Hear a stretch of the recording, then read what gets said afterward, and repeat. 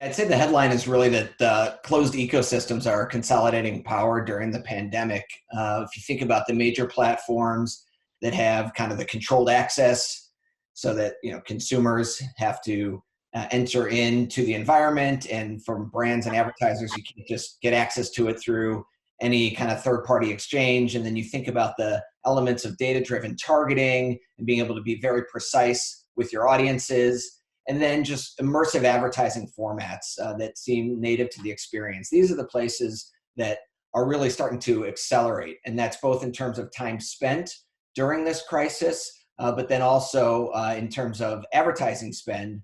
As we know, advertising always follows eyeballs, and right now a lot of those eyeballs are trained in these closed ecosystems. And it goes beyond just Facebook, Amazon, and Google. Clearly, those companies are positioned well during these times, and positioned well even beyond advertising. If you think about some of the other holdings, certainly Amazon with commerce and AWS are essential right now. If you think about Google with Meets and even Classroom, those are picking up additional steam. And even Facebook, I just bought a portal for my family to help with video chatting. So you're starting to see their tentacles expand into additional places. But it goes beyond just the triopoly.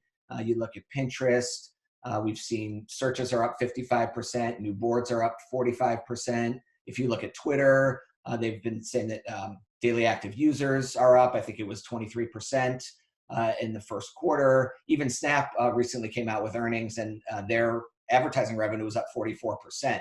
So you're seeing a lot of the consolidation into these closed ecosystems, and it goes beyond the digital giants. If you look at the major broadcasters and telcos, Comcast, NBC Universal, AT&T, Warner Media, Disney, a lot more time being concentrated in their environments. Linear viewing is up during this time. Streaming is way up. And they've built out platforms now, whether it's one platform, Xandr, to be able to consolidate a lot of their different assets into a place where buyers and advertisers can access it, bring elements of their own data to the table, and apply some of those advanced techniques, kind of taking the playbook from the digital giants.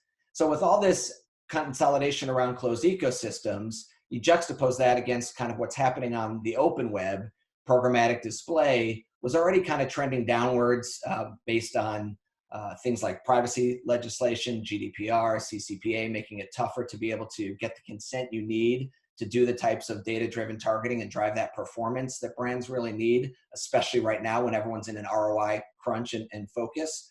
But then also the cookie deprecation that had already been in play, Firefox, Safari, now Chrome, removing that element to make it a lot more difficult that outside of a closed ecosystem to have that persistent identity.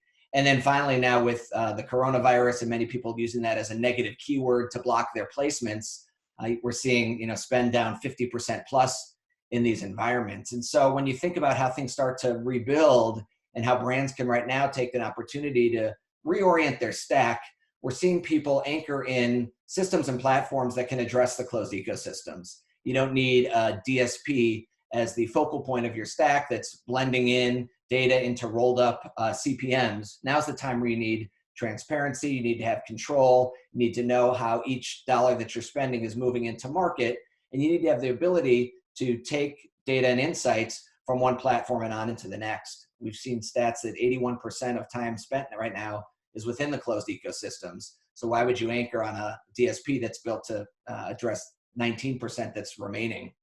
And so when you look at all these trends and then you think about how things start to bounce back on the other side of this crisis, it's clear that there's a lot of consolidation happening, but now's the time that brands can prepare and get out ahead of it. Aaron, tell us about some emerging data sets and identity and sort of where that all might be going.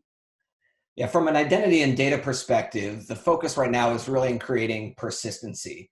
As we move into a cookieless world, it's really important that any sort of graph is anchored at the person level and is bringing in attributes from a wide range of sources, connecting both offline and online attributes and constructing them in a way that allows you to get a sense of that person that is, again, truly persistent. Otherwise, it's like Groundhog Day. And I know a lot of us may be feeling like it's Groundhog Day every day as we're sheltering in place here.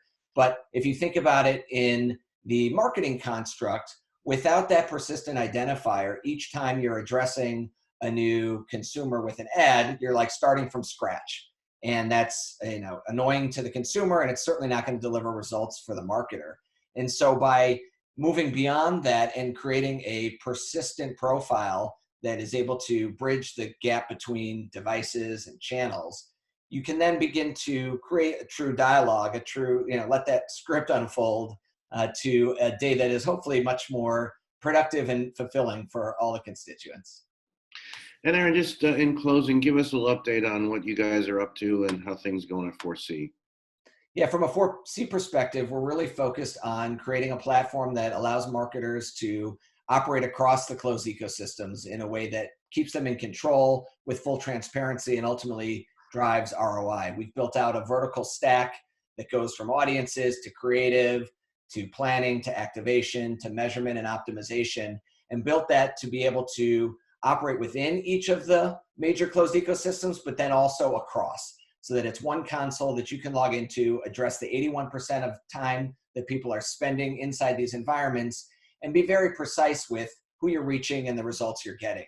At the end of the day, whether it's during an economic crisis or any time, it all comes down to ROI. And that's both a function of efficiency in terms of how much time and resources it takes you to complete tasks, and effectiveness, the marketing that you're spending, the media, and are you getting the return for your investment? And when you add those things up, we think that the type of platform that's going to be able to deliver the results that are needed now or anytime in the future is going to be anchored in persistent data sources and ultimately operating across the closed ecosystems.